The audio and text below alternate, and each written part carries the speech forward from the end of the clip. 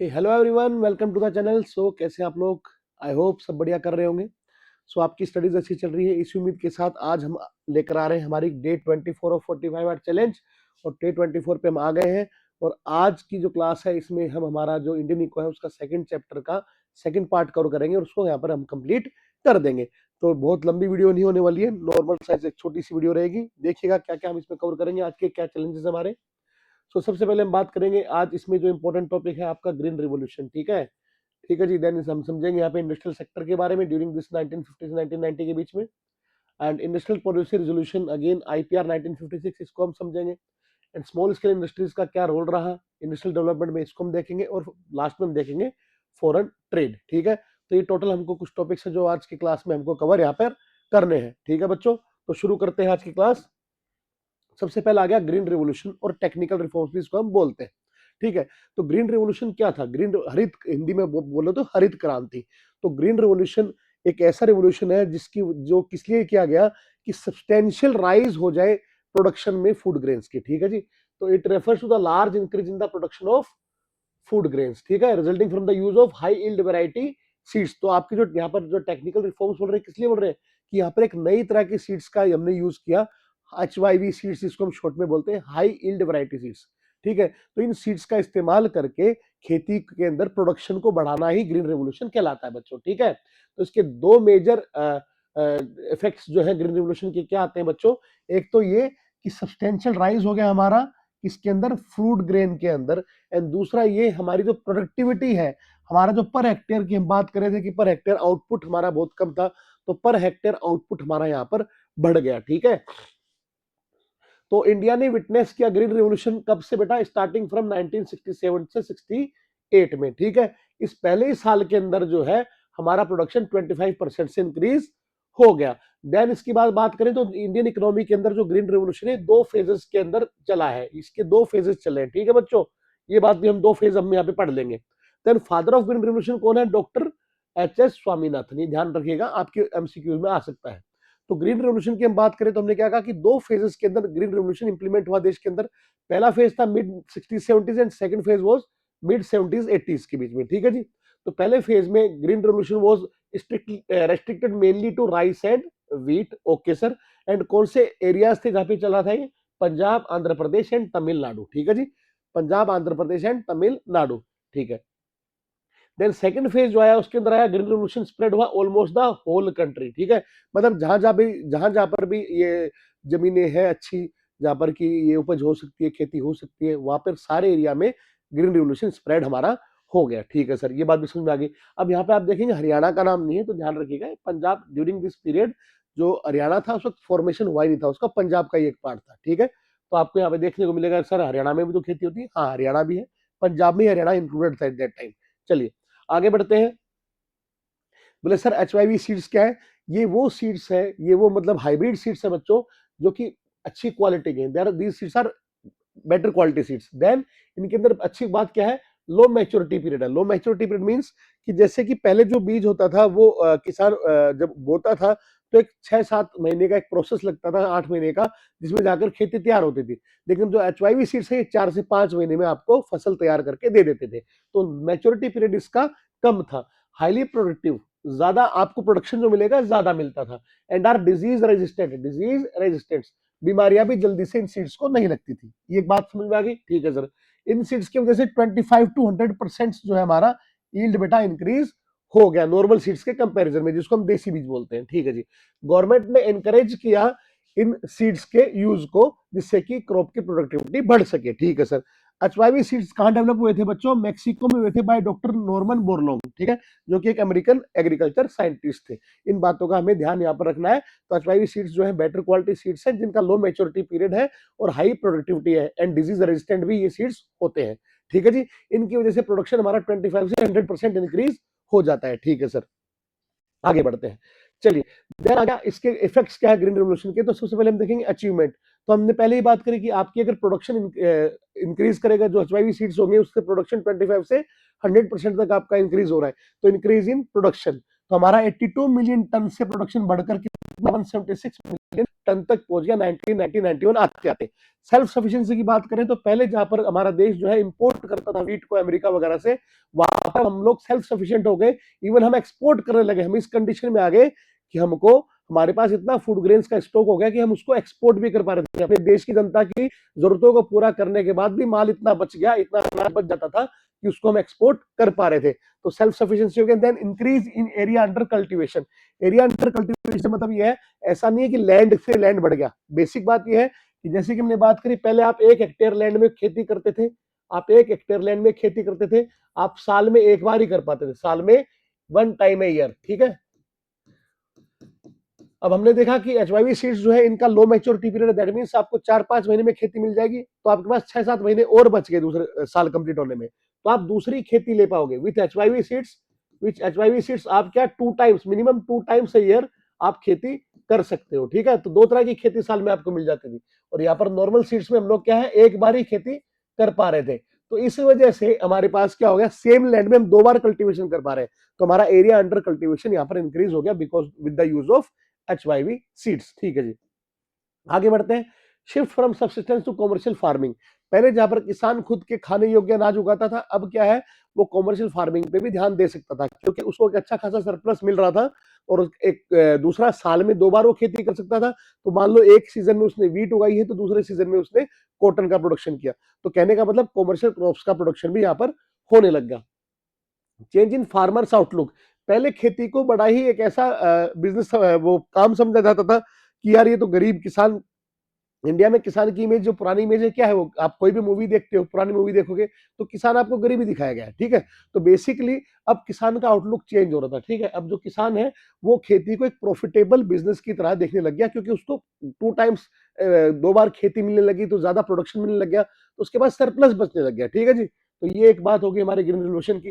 Then increase in income, obvious सी बात है, अगर प्रोडक्शन इंक्रीज होगा तो इनकम भी इंक्रीज होगी। And last is buffer stock. It means कि देश के पास बहुत सारा खाने का खाद्य अनाज जो है वो स्टॉक में रहने लग गया। जब भी दिक्कत आएगी, तो हमारे को देश में अकाल पड़े, कुछ भी पड़े, तो भी हमारे पास इतना स्टॉक रहता है फूड का कि हमारे देश में फूड की कमी नहीं होने वाली है, ठीक है जी। तो ये हो गया हमारा बफर स्टॉक की बात। चलिए, तो आपको बस बेसिकली इनको पॉइंट्स को, ऊपर वालों को हेडिंग्स को याद रखना है, नीचे वालों को एक एक लाइन 2-2 बार रीड कर लेना, आपका काम हो जाएगा बच्चों।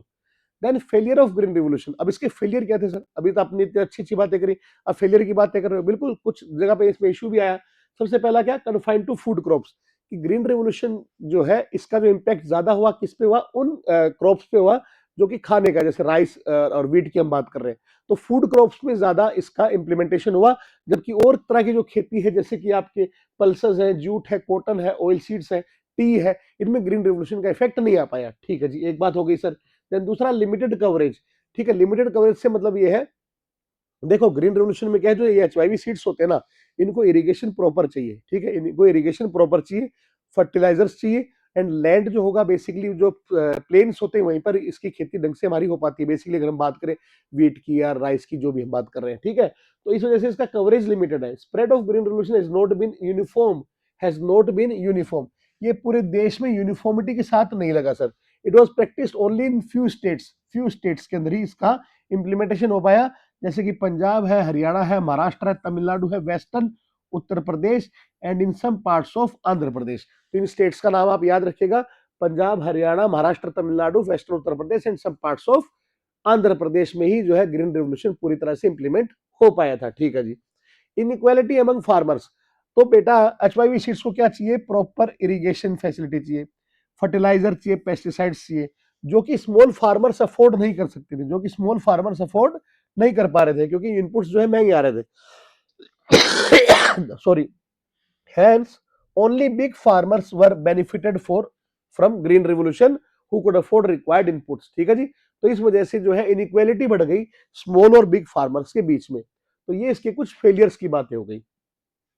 चलिए, अब सर हमने क्या कहा कि जो स्मॉल फार्मर्स है they are not able to acquire the required inputs for the green revolution, ठीक है सर। तो सरकार ने क्या किया, सरकार ने इनको सब्सिडी दी। सरकार ने ग्रीन रिवोल्यूशन के अंदर जो भी अपन बात करें इस खेती के लिए जो सीड्स है, जो फर्टिलाइजर, जो पेस्टिसाइड्स यूज होने, उनके अंदर government started giving subsidies to the farmers, ठीक है जी। एक बात होगी, सब्सिडी का मतलब आप जानते होंगे कि जो इनपुट्स है वो कम पैसों पे सरकार उनको अवेलेबल करा रही है किसानों को, और जो एक्स्ट्रा पैसा है सरकार अपनी जेब से उसको बियर करती है। ठीक है जी।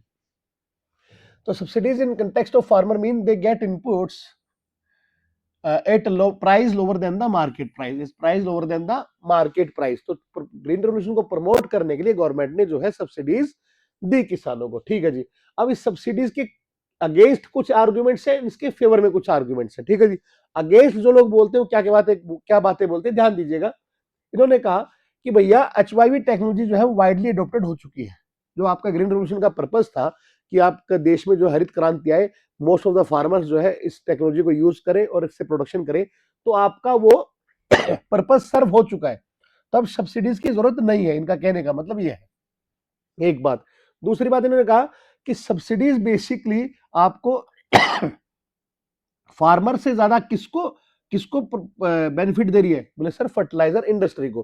क्योंकि जो फर्टिलाइजर यूज होने हैं, वो किसान जो इनपुट यूज करेगा, फर्टिलाइजर यूज होएगा, तो अल्टीमेटली सरकार क्या कर रही है, फर्टिलाइजर को कम रेट में किसानों को अवेलेबल करा रही है। फर्टिलाइजर का ज्यादा यूज हो रहा है, और वो अल्टीमेटली फर्टिलाइजर जो कंपनी है उनको ज्यादा प्रॉफिट हो रहा है। हम लोग सुनते भी हैं, जैसे कि आप देखेंगे कि यूरिया वगैरह, ये बहुत सारी ऐसी चीजें जिनका इस्तेमाल किसान ज्यादा करता है, जिससे कि प्रोडक्शन ज्यादा ले पाए, ज्यादा स्केल पे प्रोडक्शन हो पाए, तो दबा दबा के एक्सट्रीम लेवल पे जो है खेत के अंदर इन फर्टिलाइजर का प्रयोग करता है। ठीक है। तो फर्टिलाइजर इंडस्ट्री को ज्यादा फायदा हो रहा है बजाय इसके कि किसानों के, इनका कहना ही है। Then subsidies do not benefit the poor farmers और स्मॉल फार्मर्स। इन्होंने कहा कि सब्सिडीज का बेनिफिट जो है पुअर फार्मर और स्मॉल फार्मर को उतना नहीं जा रहा जितना बिग फार्मर को जा रहा है। अकॉर्डिंग टू देम, जो ये लोग बोल रहे हैं इसके अगेंस्ट में, कि जैसे फॉर एग्जांपल मेरे पास 100 बीघा जमीन है और एक किसान उसके पास 5 बीघा जमीन है, तो मेरे को 100 बीघा जमीन के अकॉर्डिंग जो है फर्टिलाइजर सब्सिडाइज रेट पे मिल गया, और छोटे किसान को तो 5 बीघा के अकॉर्डिंग ही उस फर्टिलाइजर मिल पा रहा है। तो अल्टीमेटली लोगों का कहना है कि यार जो बड़ा फार्मर था, जिसके पास इतना सारा लैंड था, उसको जरूरत ही नहीं थी गवर्नमेंट से सब्सिडी की, जरूरत तो उस छोटे किसान को है। तो उसकी जगह पे जो है ज्यादा फायदा किसको मिल पा रहा है, बड़े फार्मर्स को। तो ये इसकी वजह से इनइक्वालिटी ऑफ इनकम क्रिएट हो रहा है। ठीक है, ये बात ठीक है, पर यहाँ पर हम जाएंगे आर्गुमेंट इन फेवर में, वहां पे भी इस चीज को समझेंगे। तो पॉइंट ये है कि इनका कहना है कि भैया जो बड़े फार्मर है उनको ज्यादा फायदा हो रहा है, छोटे फार्मर को फायदा कम हो रहा है। ठीक है भैया, तुम्हारी बात हम मान गए। And it is huge burden on government finance. अब अल्टीमेटली सब्सिडी का मतलब ये सरकार अपनी जेब से पैसा दे रही है, फर्टिलाइजर का इनका जो एक्स्ट्रा पैसा है। ठीक है, जो डिस्काउंट है अल्टीमेटली कंपनी थोड़ी दे रही है, सरकार दे रही है, तो सरकार उन कंपनी को पे कर रही है। तो इसकी वजह से सरकार के ऊपर फाइनेंशियल बर्डन बढ़ रहा है, ये एक बात हो गई। अब कुछ लोग हैं जो बोलते हैं कि भैया सब्सिडीज मिलनी चाहिए। अब वो उनके क्या कारण है, पॉइंट क्या है, क्यों ऐसा बोल रहे हो सब्सिडी मिलनी चाहिए, वो हम देख लेते हैं। इन्होंने कहा कि subsidies should be provided because farming जो है एक रिस्की बिजनेस है। फार्मिंग क्या है बच्चों, रिस्की है। मेनली किसके ऊपर डिपेंड करता है, रेनफॉल के ऊपर डिपेंड करता है। तो अगर खेती, मोस्ट ऑफ द एरिया में खेती जो है डिपेंड कर रही है रेनफॉल के ऊपर, अच्छी बारिश होती है तो ये अच्छी खेती होती है। तो कम से कम फार्मर्स को अगर सब्सिडाइज्ड रेट पे हम लोग फर्टिलाइजर प्रोवाइड करते हैं, तो उनको ज्यादा बेनिफिट उससे बेचारों को मिल पाएगा, ये इनका पॉइंट है। दूसरा पॉइंट क्या है कि भैया जो मोस्ट ऑफ द फार्मर्स है वो पुअर है। आपने कहा कि भैया बड़े फार्मर को ज्यादा फायदा हो रहा है, इस पॉइंट में क्या बोला कि बड़े फार्मर को ज्यादा फायदा हो रहा है, लेकिन बड़े फार्मर है कितने, मेजोरिटी ऑफ फार्मर्स तो स्मॉल फार्मर्स है।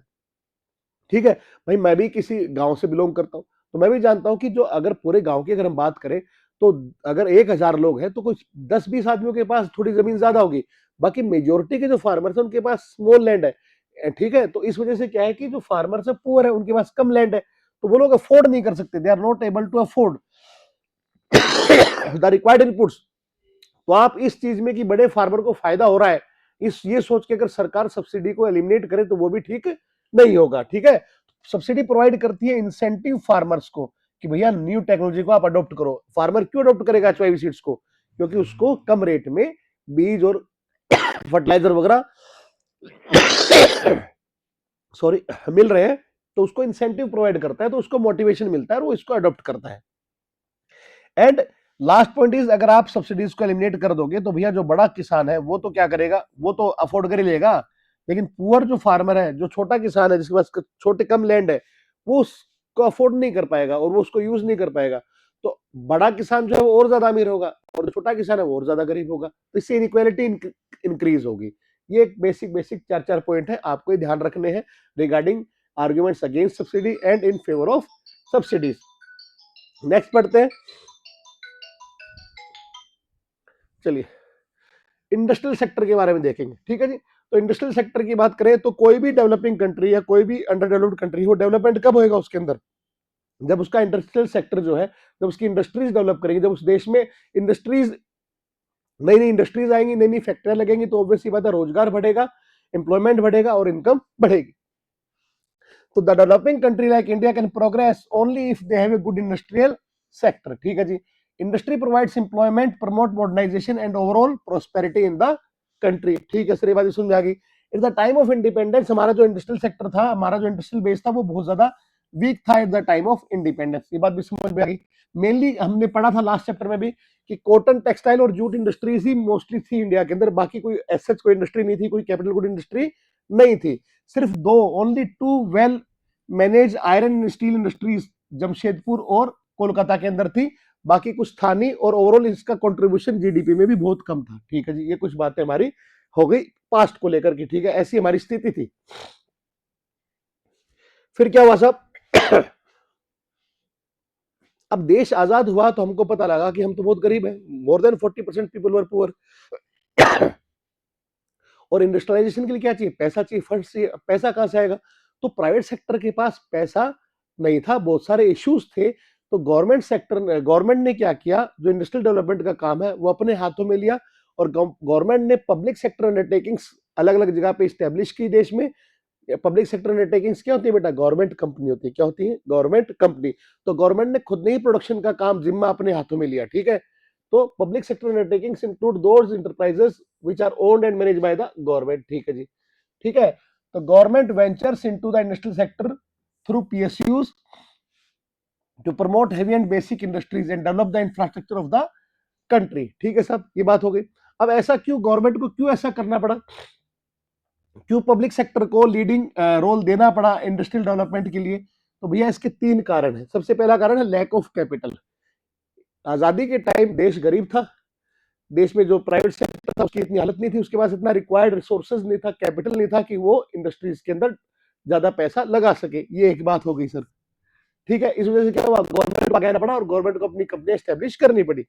दूसरा, प्राइवेट सेक्टर को कोई इंसेंटिव नहीं दिखता था, क्योंकि उनको लगता था कि यार अब देश में अभी आजाद हुए हैं, फाइनेंशियल कंडीशन अच्छी है नहीं, तो अल्टीमेटली जो वो प्रोडक्शन करेंगे उस प्रोडक्शन के लिए वो मार्केट उनको मिलेगा नहीं जो माल बिक सके, तो वो एक लॉस वाला उनका इनिशिएटिव हो जाएगा रादर देन प्रॉफिट मेकिंग। इस वजह से भी जो प्राइवेट सेक्टर है वो दूर रहा इनिशियल स्टेजेस में इंडस्ट्रियल डेवलपमेंट को लेकर।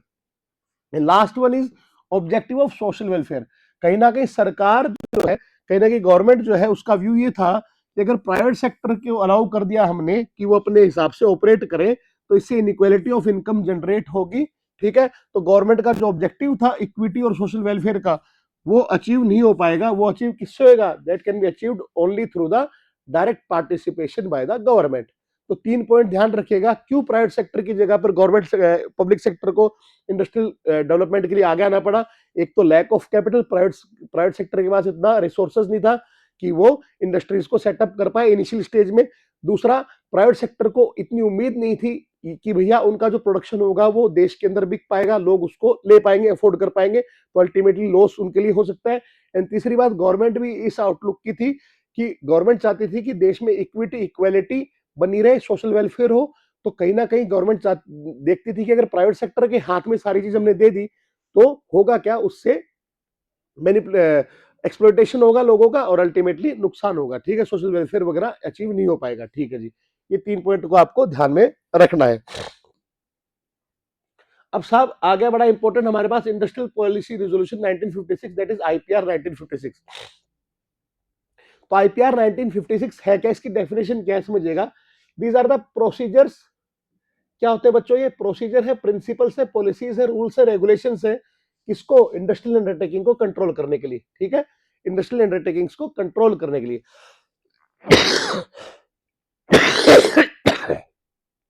तो डेफिनेशन समझ में आ गई। These are the basically procedures, principles, rules and regulations to control the industrial undertaking of a country and to shape the pattern of industrialisation in the country. ठीक है सर। अब ये आईपीआर 1956 के इंपॉर्टेंट पॉइंट्स क्या है वो देखिएगा। इसके 3 इंपॉर्टेंट पॉइंट है। सबसे पहला पॉइंट ये है कि इसके अंदर जो इंडस्ट्रीज है उसको 3 कैटेगरी में बांटा गया, schedule A, schedule B, schedule C. तो इंडस्ट्रीज का क्लासिफिकेशन किया गया 3 कैटेगरी में, schedule A, schedule B, schedule C. Schedule A में वो इंडस्ट्रीज बच्चों आती थी जो कि एक्सक्लूसिवली कौन ओन कर रहा था, गवर्नमेंट।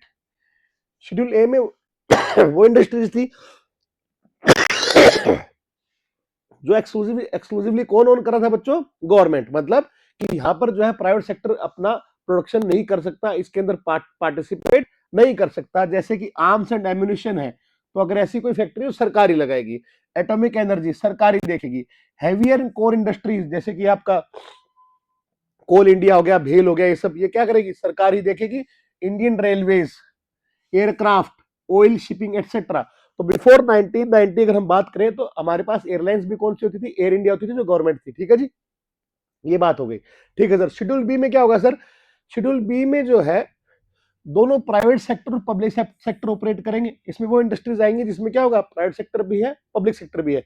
लेकिन प्राइवेट सेक्टर को यहाँ पर सेकेंडरी रोल दिया गया। क्या, प्राइवेट सेक्टर को यहाँ पर सेकेंडरी रोल दिया गया। कहने का मतलब यह है प्राइवेट सेक्टर कहीं ना कहीं गवर्नमेंट जो कंपनीज है उन्हीं को हेल्प कर रही है प्रोडक्शन के अंदर, उन्हीं के कुछ पार्ट्स के अंदर वो ऑपरेट कर रही है, पर अल्टीमेटली जो आपका पब्लिक सेक्टर है वही काम यहाँ पे कर रहा है। इसके अंदर कौन सी इंडस्ट्री आ गई सर, बोले सर एल्यूमिनियम आ गई, माइनिंग आ गई, मशीन टूल्स आ गया, फर्टिलाइजर आ गया, एक्सेट्रा। इस तरह की इंडस्ट्रीज यहाँ पर हम लोग कवर करते हैं। फिर आ गया शेड्यूल सी। शेड्यूल सी में वो इंडस्ट्रीज थी जो कि पूर्ण रूप से किसके लिए अवेलेबल है, प्राइवेट सेक्टर के लिए है, प्राइवेट सेक्टर के लिए। बेसिकली आपको एक लाइसेंस लेना है और काम करना है, आपको लाइसेंस मिल जाएगा सरकार से और आप वहां पर प्रोडक्शन चालू कर सकते हैं। तो ये बाकी बची हुई इंडस्ट्रीज जो है किसके अंदर आ गई, शेड्यूल सी में, जिसमें कि प्राइवेट सेक्टर ऑपरेट कर सकता था। ठीक है जी, तो ये बेसिक बात होगी पहले पॉइंट की कि जो इंडस्ट्रीज थी उसको 3 कैटेगरी में क्लासिफाई किया गया अंडर आईपीआर 1956। दूसरा पॉइंट है इंडस्ट्रियल लाइसेंसिंग। आईपीआर 1956 में दूसरा पॉइंट क्या था, लाइसेंसिंग का पार्ट था। मतलब कि आप जो है अपने मनमर्जी मुताबिक फैक्ट्री नहीं लगा सकते, आपको क्या लेना पड़ेगा, गवर्नमेंट से लाइसेंस लेना पड़ेगा, गवर्नमेंट से परमिशन लेनी पड़ेगी, फिर उस परमिशन के बाद ही आप जो है अपनी इंडस्ट्री का इंप्लीमेंटेशन कहीं पे कर पाओगे। तो industries in private sector could be established only after getting a licence from the government. ठीक है, और ऐसा क्यों था, क्योंकि सरकार चाहती थी कि यूनिफॉर्मिटी के साथ इंडस्ट्रियलाइजेशन हो देश के अंदर। भाई कहने का मतलब ऐसा ना हो कि हर आदमी एक एरिया में आके फैक्ट्री लगाया जा रहा है। तो सरकार क्या है, ये चाहती थी कि भैया ठीक है हम यहाँ पे इतने लाइसेंस बांटेंगे, इस स्टेट में इतने बांटेंगे, तुम लोग यहाँ पर भी इंडस्ट्री लगाओ, हम यहाँ पे भी लाइसेंस देंगे। तो सरकार चाहती थी कि बैकवर्ड रीजन है उसमें भी फैक्ट्री वगैरह लग पाए, उसमें भी इंडस्ट्रीज आ पाए, जिससे कि देश का प्रोस्पेरिटी और वेल्थ इंक्रीज हो सके सर। तो this was to encourage the establishment of industrial units in the backward areas and to ensure overall development in the country। तो लाइसेंसिंग का प्रोसीजर क्यों था, बिकॉज कि सरकार चाहती थी कि ओवरऑल देश में इंडस्ट्री का डेवलपमेंट हो, हर जगह पर इंडस्ट्रीज लगे, जिससे कि ओवरऑल डेवलपमेंट देश का हो पाए। ठीक है जी, ये बात समझ में आ गई। Last is industrial concessions. Industrial concession का मतलब यह है कि प्राइवेट सेक्टर को मोटिवेट करने के लिए कई तरह के कंसेशंस दिए गए, जिससे कि वो इंडस्ट्रीज जो है बैकवर्ड रीजन में लगा सके। कहने का मतलब आप आज भी ऐसा है कि अगर आप किसी बैकवर्ड रीजन में इंडस्ट्रीज लगाते हो तो आपको सरकार बहुत सारे बेनिफिट देती है। सर कैसे कैसे बेनिफिट देती है कि यार एक तो आपको ना टैक्स, कई चीजें टैक्स फ्री कर देती है, आपको टैक्स नहीं पे करना पड़ता। जैसे कि आपको जो एनर्जी है, जो पावर है, जो बिजली है, उसको फ्री ऑफ कॉस्ट आपको प्रोवाइड कर दिया कि 5 साल तक आपको बिजली का बिल पे नहीं करना, आप तो प्रोडक्शन करो, या आपको बिजली का बिल 50% ही पे करना है। इस तरह के कुछ कंसेशंस देती है। ठीक है, जिससे कि लोग मोटिवेट होए वहां पर इंडस्ट्रीज डेवलप करने के लिए। क्लियर है, तो 3 पॉइंट का आपको ध्यान बच्चों यहाँ पर रखना है। तो आईपीआर 1956 में 3 पॉइंट है। एक तो classification of industry into 3 categories, दूसरा इंडस्ट्रियल लाइसेंसिंग एंड तीसरा इज इंडस्ट्रियल कंसेशंस। चलिए फिर आ गया आपका स्मॉल स्केल इंडस्ट्रीज के रोल के बारे में कि इंडस्ट्रियल डेवलपमेंट में स्मॉल स्केल इंडस्ट्रीज का क्या रोल रहा बच्चों। ठीक है, तो स्मॉल स्केल इंडस्ट्री क्या होती है, तो स्मॉल स्केल इंडस्ट्री है या नहीं है ये डिपेंड करता है अमाउंट ऑफ इन्वेस्टमेंट जो कि आपने फिक्स्ड एसेट्स के अंदर उस इंडस्ट्री के अंदर कर रखा है। ठीक है जी, और ये जो लिमिट है ये टाइम टू टाइम अपडेट होती रहती है। ठीक है सर, तो small scale industry defined with reference to the maximum investment allowed on the assets of a unit. ठीक है, ठीक है, and this limit changed over a period of time. In 1950 small scale industry वो unit होती थी जिसके अंदर maximum investment आपका कितना है, नहीं सर 5 लाख रुपए का है। अगर आपका किसी फैक्ट्री में मैक्सिमम 5 लाख रुपए ही लगा हुआ है in the form of capital investment, तो आपकी जो वो फैक्ट्री होगी वो किस यूनिट में, किस कैटेगरी में आएगी, स्मॉल स्केल इंडस्ट्रीज की कैटेगरी में आ जाएगी। एट प्रेजेंट जो आपका ये लिमिट है ये कितनी है बच्चों, 5 करोड़। एट प्रेजेंट अगर आपका 5 करोड़ तक का इन्वेस्टमेंट है तो वो आपकी इंडस्ट्री जो है स्मॉल स्केल इंडस्ट्री में कहलाती है। ठीक है सर, ये बात समझ में आ गई। इन 1955 village and small scale industrial committee, एक कमिटी थी सर, इसका नाम था, क्या था, village and small scale industrial committee, जिसको हम साथ में कार्वे कमेटी भी कहते हैं। नाम याद रखिएगा सब, है ना। तो कार्वे कमेटी जो है स्मॉल स्केल इंडस्ट्रीज के रेफरेंस में एक कमेटी थी। ठीक है, तो उसने क्या किया, उसने पॉसिबिलिटीज देखी कि किस तरह से स्मॉल स्केल इंडस्ट्रीज को डेवलप करके जो आपका रूरल रीजन है उसके अंदर एम्प्लॉयमेंट अपॉर्चुनिटीज इंक्रीज करी जा सकती है। तो कार्वे कमेटी ने क्या रिपोर्ट दी कि भैया जो स्मॉल स्केल इंडस्ट्रीज है इनका अगर प्रॉपर वे में डेवलपमेंट किया जाए देश के अंदर, तो जो आपका रूरल इंडिया है उसके अंदर बहुत सारी इंप्लॉयमेंट अपॉर्चुनिटीज क्रिएट हो सकती है। ठीक है जी, ये कार्वे कमेटी की सिफारिश थी। ठीक है जी, ये बात समझ में आ गई। चलिए, इसके अलावा 2 पॉइंट और आपको ध्यान रखना है स्मॉल स्केल इंडस्ट्रीज के रिगार्ड में। पहला तो एम्प्लॉयमेंट जनरेशन, की स्मॉल स्केल इंडस्ट्रीज होती है ये ज्यादा लेबर इंटेंसिव होती है। क्या होती है बच्चों, ज्यादा लेबर इंटेंसिव, मतलब यहाँ पर लेबर का ज्यादा यूज होता है और मशीनों का यूज कम होता है, इस वजह से ये ज्यादा एम्प्लॉयमेंट जनरेट करती है, ये ज्यादा एम्प्लॉयमेंट जनरेट करती है। एक बात ये, दूसरी बात यह है, आप जो है, अब सिंपल सी बात है यार, आप एक छोटी मछली है उसको शार्क तो आके खा जाएगी ना समुद्र में, तो शार्क से बचाना है। तो जो स्मॉल स्केल इंडस्ट्री है उसको आपको बिग फर्म से, जो बड़ी कंपनी है उनसे बचाना है, क्योंकि अगर वही जो बड़ी कंपनियां अगर कंपीट, उनसे थोड़ी कंपीट कर सकती है, तो बड़ी कंपनी तो उसको एक सेकंड में खा जाएगी। ठीक है, तो स्मॉल स्केल इंडस्ट्री को इन बड़ी कंपनियों से बचाने का काम किया गया।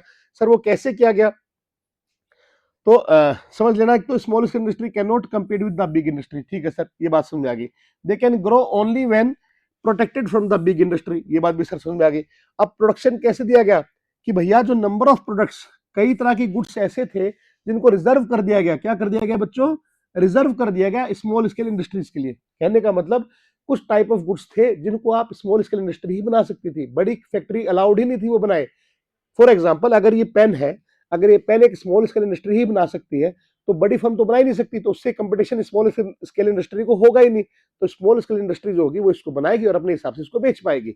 ठीक है जी, वहीं पर पॉइंट क्या है, बड़ी फर्म है, अगर बड़ी कंपनी भी इसको बना पाएगी तो उससे होगा क्या, उससे बच्चों होगा ये कि स्मॉल स्केल इंडस्ट्री इसको 10 रुपए में बना के 15 में बेच रही थी, वो बड़ी कंपनी इसको 6 रुपए में बना के 10 रुपए में बेच देगी। तो स्मॉल स्केल इंडस्ट्री अल्टीमेटली बंद हो जाएगी। और ऐसा क्यों होगा, हम सब जानते हैं कि जो बड़ी कंपनी होगी उसके पास रिसोर्सेज, क्योंकि बल्क में खरीद रही होगी तो कम रेट में मिल रहे होंगे, फिर वो मशीन यूज कर रही होगी, एडवांस मशीन यूज कर रही होगी, तो उसका प्रोडक्शन कॉस्ट भी कम होगा और प्रोडक्शन भी रोज ज्यादा होगा, तो अल्टीमेटली उसको ज्यादा बेनिफिट मिलेगा। तो इसलिए स्मॉल स्केल इंडस्ट्रीज को, एसएसआई यूनिट्स को बचाना जरूरी था बड़ी फर्म से। तो क्या किया गया, प्रोडक्ट्स ही रिजर्व कर दिए गए कि भैया इसमें जो है बड़ी फर्म, बड़ी कंपनियां इंगेज हो ही नहीं सकती। दूसरा, जो एसएसआई यूनिट्स हैं, जो स्मॉल स्केल इंडस्ट्रीज यूनिट्स हैं, उनको कम रेट ऑफ टैक्स देना पड़ता था। बैंक लोन भी जो है कम रेट पे उनको सरकार ने प्रोवाइड किया सेटअप करने के लिए। तो बेसिक बेसिक पॉइंट थे। स्मॉल स्केल इंडस्ट्री क्या होती है समझ में आ गया होगा आपको। एक कार्वे कमेटी ने इसके ऊपर रिपोर्ट दी थी कि भैया रूरल इंडिया में अगर आपको इंप्लीमेंट जनरेट करना है तो एसएसआई यूनिट्स का आपको वहां पर इंप्लीमेंटेशन ज्यादा से ज्यादा कराना पड़ेगा, जिससे कि वहां के लोगों को रोजगार मिल सके।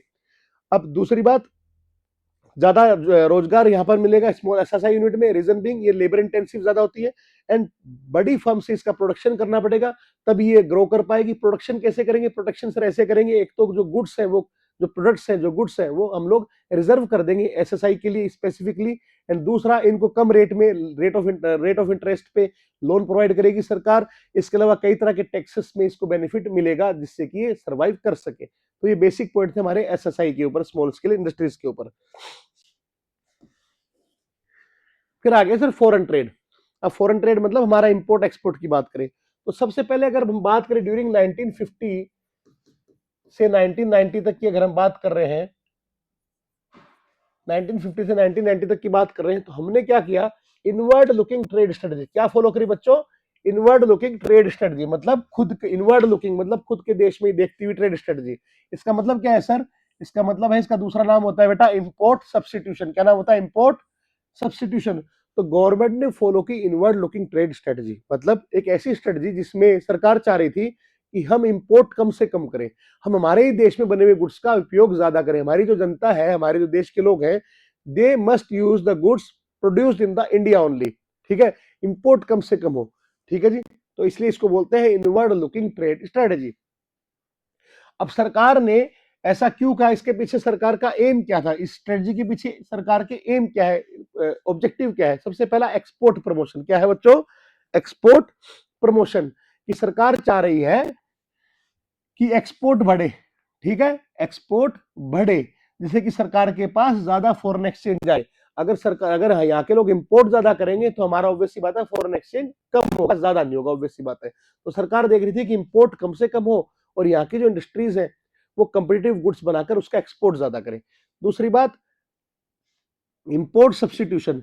ये वो स्ट्रेटेजी थी जो रिप्लेस कर रही थी आपके इंपोर्ट्स को, सब्सटीट्यूट कर रही थी इंपोर्ट्स को with the domestic production. In other words, instead of importing products from the foreign country, industries would be encourage to produce them in the India itself. ये बात समझ में आ गई। अब इससे होगा क्या? इससे सर फॉरेन एक्सचेंज की बचत होगी, इससे फॉरेन एक्सचेंज की बचत होगी। अब भैया आप इंपोर्ट से प्रोडक्शन कैसे करोगे? प्रोडक्शन फ्रॉम इंपोर्ट, इंपोर्ट से बचोगे कैसे? तो इंपोर्ट से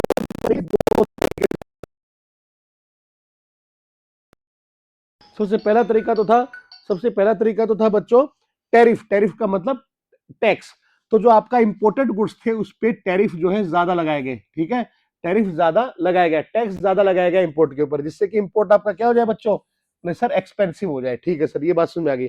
दूसरा, इवन कुछ कोटा फिक्स कर दिया, कोटा लगा दिया, कोटा लगा दिया। कोटा मतलब होता है एक लिमिट लगा दी गई कि आप जो है फॉर एग्जांपल आप एक सर्टेन टाइप का गुड इतना यूनिट ही मंगवा सकते हो ड्यूरिंग द ईयर, इससे ज्यादा आप इंपोर्ट नहीं कर सकते। तो कोटा लगा दिया, तो अल्टीमेटली उससे ज्यादा इंपोर्ट नहीं कर पाओगे। ठीक है सर, ये बात हो गई। अब ऐसा क्यों हो रहा है सर, ऐसा कर क्यों रही है सरकार? इसके भी दो पॉइंट समझो कि सरकार ने ये स्ट्रेटजी क्यों अपनाई। सरकार ने इंपोर्ट से इतना मतलब परेशान क्यों हुई, सरकार इंपोर्ट को लेकर इतनी सजग क्यों थी, क्यों इतना अटेंशन दे रखा था कि इंपोर्ट कम से कम हो? इंपोर्ट को कम करने के लिए क्यों टैक्स रेट्स को इंक्रीज किया? इंपोर्ट को कम करने के लिए क्यों कोटा फिक्स किए? इसके रीजन समझिएगा।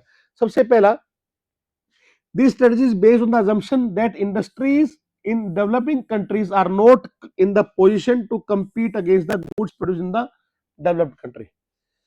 सरकार का मानना था जो डेवलपिंग कंट्रीज के अंदर इंडस्ट्रीज है वो इतनी कैपेबल नहीं है कि वो कंपीट कर पाए, वो कंपीट कर पाए डेवलप्ड कंट्रीज की इंडस्ट्रीज से। ठीक है, जो डेवलप्ड कंट्रीज है ऑब्वियसली बात, इट इज ऑब्वियस यार, ठीक है, जो डेवलप्ड कंट्रीज है वहां पे जो फैक्ट्री होंगी वो एडवांस टेक्नोलॉजी यूज कर रही होंगी, एडवांस मींस ऑफ प्रोडक्शन वहां पे यूज हो रहे होंगे। डेवलपिंग कंट्री में अभी बहुत सारी चीजें ऐसी होंगी जो कहीं ना कहीं लेबर का यूज ज्यादा होगा या मशीनें इतनी एडवांस यहाँ पर नहीं होंगी, तो वहां पर जो गुड्स बनेंगे वो कहीं ना कहीं ज्यादा सस्ते बनेंगे और ज्यादा बेहतर बनेंगे दिखने में, हर चीज में। अगर वो इंपोर्ट हम कर पाएंगे तो अल्टीमेटली यहाँ की जो इंडस्ट्रीज है जो गुड्स बना रही है उनको फिर कौन खरीदेगा?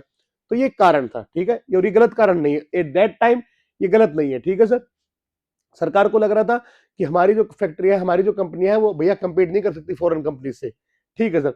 दूसरा, सरकार को लगता था कि ऐसा ना हो कि ज्यादा कहीं से अगर हम लोग इंपोर्ट की परमिशन, इंपोर्ट को अगर हम लीनियंट कर दें तो कहीं ना कहीं ऐसा ना हो कि लोग जो है लग्जरी गुड्स के ऊपर ज्यादा पैसा खर्च करें बाहर से इंपोर्ट करके। ठीक है, it was feared that if restriction were not placed foreign exchange will be sent on imports of luxury goods. ठीक है जी, ये बेसिक बेसिक दो पॉइंट सरकार के थे जिस वजह से सरकार जो है इंपोर्ट को कंट्रोल करना चाह रही थी। चलो बच्चों, आई होप आपको समझ में आ रहा होगा।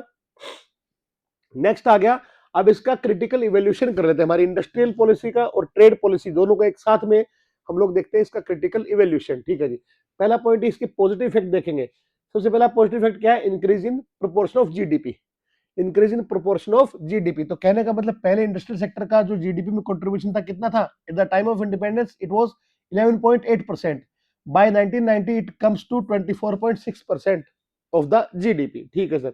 दूसरा, डाइवर्सिफिकेशन ऑफ इंडस्ट्रियल सेक्टर, पहले जहां पर कॉटन और जूट की मिल थी अब वहां पर और भी कई तरह की इंडस्ट्रीज डेवलप हो गई। कहने का मतलब कंज्यूमर गुड्स भी कई तरह के बनने लगे, हैवी एंड कैपिटल गुड्स भी हमारे देश में बनने लगे, तो कई तरह की कंपनियां आ गई, तो डाइवर्सिफिकेशन ऑफ इंडस्ट्रीज हमको यहाँ पर अचीव हो गया। तीसरी बात, growth of small scale industries. तो स्मॉल स्केल इंडस्ट्रीज को, promotion of small scale industries give opportunity those people who did not have the capital to start large industry to get into the business. Simple सा point यही है कि small scale industry के अंदर promotion करने की वजह से जो लोग बड़ी कंपनियां नहीं लगा सकते तो उनको एटलीस्ट एक मौका मिला कि वो छोटे छोटे अपने लघु उद्योग घरों में या कहीं पे आसपास छोटे मोटे काम कारखाने लगाकर काम कर सके। ठीक है sir. Protection from foreign competition and last one is, क्योंकि सरकार ने इनवर्ड लुकिंग ट्रेड स्ट्रेटजी को फॉलो किया, इंपोर्ट सब्स्टिट्यूशन पॉलिसी को फॉलो किया, टैरिफ रेट्स हाई करी, कोटा फिक्स किए।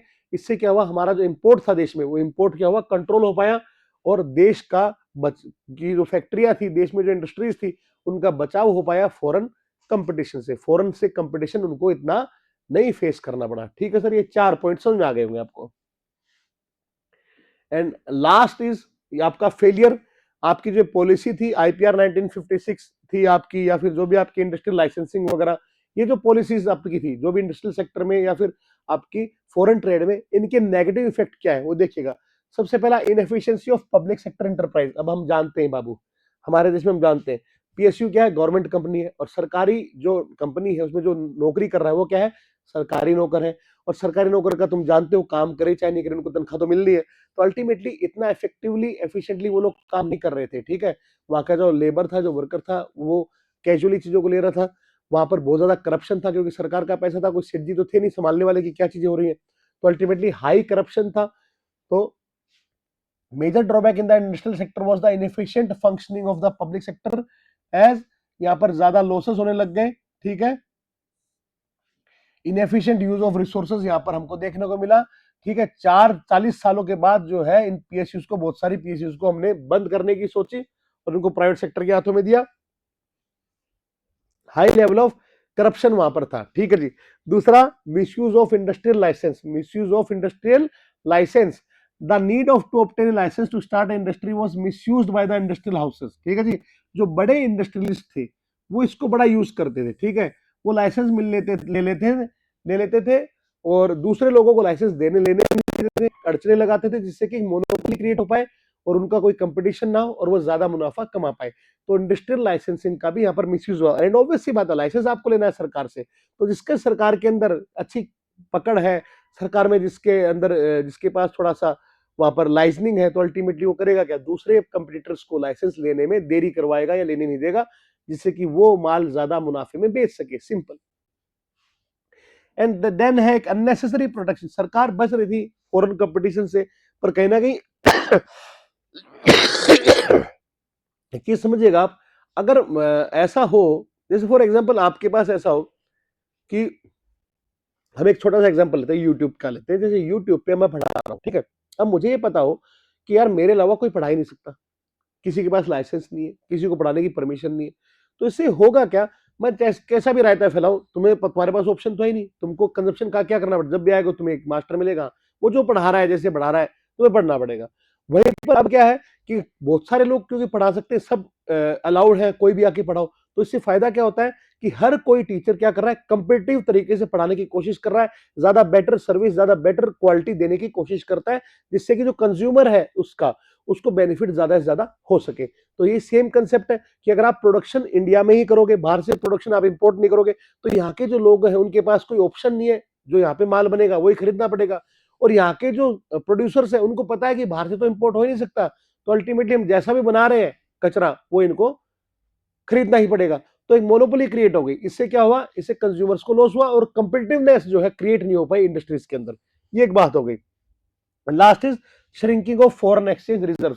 जब यार आपका यहाँ पर प्रोडक्ट, आपका जो प्रोड्यूसर है वो अच्छा माल बनाए, उसको जरूरत क्या है अच्छा माल बनाने की, लोगों के पास ऑप्शन नहीं है, सबको खरीदना तो उसके पास ही है, तो उसका प्रोडक्ट कंपिटिटिव नहीं है, तो उसको फॉरेन मार्केट मिलेगा नहीं, एक्सपोर्ट कैसे कर पाएगा वो, तो अल्टीमेटली एक्सपोर्ट भी इंक्रीज नहीं होगा। ठीक है, और थोड़ा बहुत कहीं ना कहीं एक्सपोर्ट होगा नहीं, थोड़ा बहुत कुछ तो इंपोर्ट हो ही रहा है, तो आपके जो फॉरेन एक्सचेंज रिजर्व है वो श्रिंक हो जाएंगे, कम हो जाएंगे।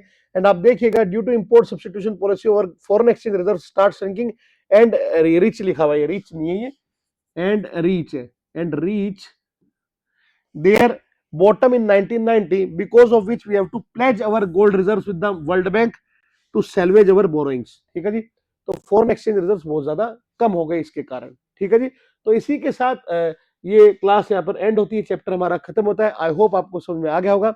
थ्योरेटिकल चैप्टर है, ज्यादा कुछ है नहीं, आपके लिए इजीली आपको हो जाएगा, बस पढ़ना है, आपको रीड करना है, पॉइंट्स को याद रखना है, अंदर के मैटर को आप जो है नंबर ऑफ टाइम्स रीडिंग दो, हेडिंग्स को याद रखो, बिल्कुल रट लो, ध्यान रखो, और आपका अच्छे मार्क्स का यहाँ पर सिक्योर हो जाएंगे। ठीक है बच्चों, सो नेक्स्ट क्लास में मिलेंगे एक नए टॉपिक के साथ, नए चैप्टर के साथ। कुछ अच्छा पढ़ेंगे। टिल देन बच्चों, keep loving, keep supporting, do like, share, comment and subscribe the channel. Bye बच्चों, take care, all the best, bye bye.